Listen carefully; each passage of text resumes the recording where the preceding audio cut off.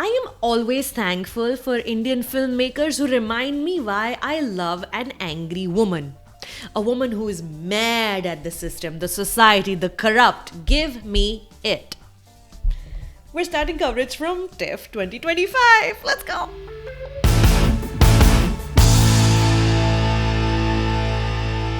Hey all, my name is Sucharita. Welcome back to the channel where today we are talking about the first film from the Toronto International Film Festival, Bikas Ranjan Mishra's Bayan, starring Huma Qureshi in the lead role.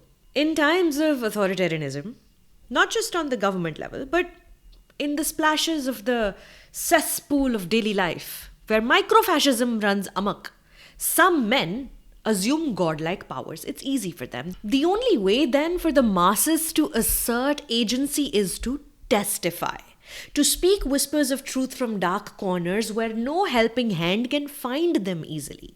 Not just for immediate emancipation, these testimonials act as acts of service toward humanity for the future.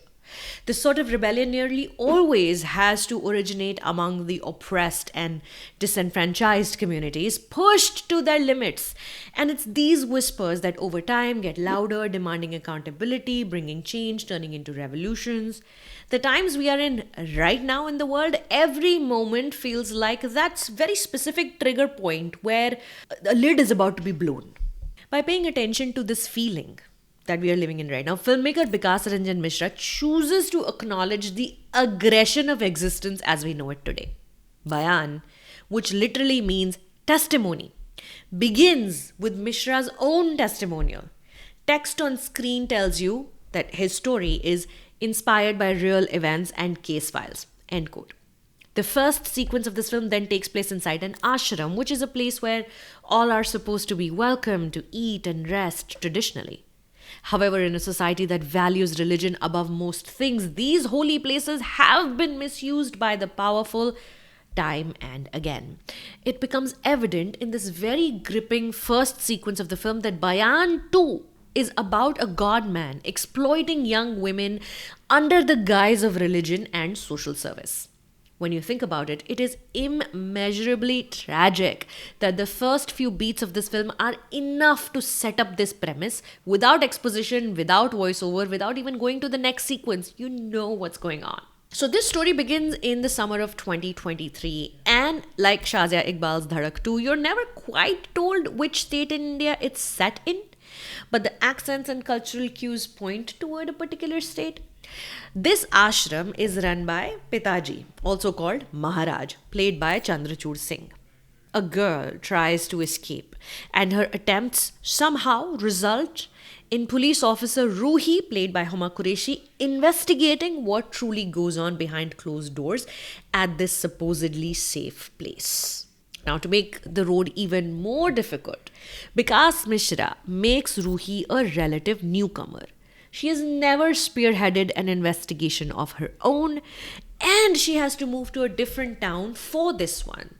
But her Nepo baby status gives her an undeniable advantage in the system. Her father is a higher up in the same Sarkari office. Here it is called the NBI, some Bureau of Investigation. So she knows the top folks. But now pulling her back again is her gender. Senior officers keep patronizingly calling her beta, and they call themselves uncle, undermining her authority before she's even had a chance to exert it. So this plus one, minus one is the structure the screenplay also follows in this film. Each ally she finds is neutralized by a new strength she discovers the foe has. The flow also keeps you really feeling the frustrations of this officer who is barely able to keep her head afloat amid the incessant pushback from all directions. She doesn't even know who among the police force, duty bound to follow the law, might be spiritually aligned in the other direction. However, once the structure is established and the conflict is clear, Bayan stumbles into a little bit of predictability. Ruhi realizes gradually how deep the rabbit hole goes, but you don't see much clever sleuthing from the young officer. The villainy feels stereotypical, and some characters who do have a change of heart, you'll see, seem to be under instruction to head toward a climax fast. And yet, just when you think it is slipping away, Bayan brings you back in with some very raw and unsettling moments. There's a rather incredible scene in this film when the women of Pitaji slash Maharaj's ashram, young and old, they're banging utensils and they're screaming unintelligibly, protesting Ruhi's investigation. So they are brainwashed into believing that this man's goodness.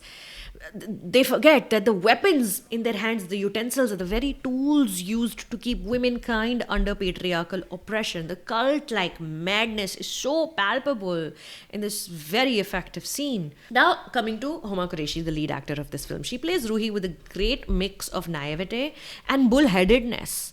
Her self assurance, Ruhi's, becomes her strength and also her foil at the same time. The actor does a pretty balanced job of allowing Ruhi to fall into the I will fix this trap without turning towards stereotypical tropes.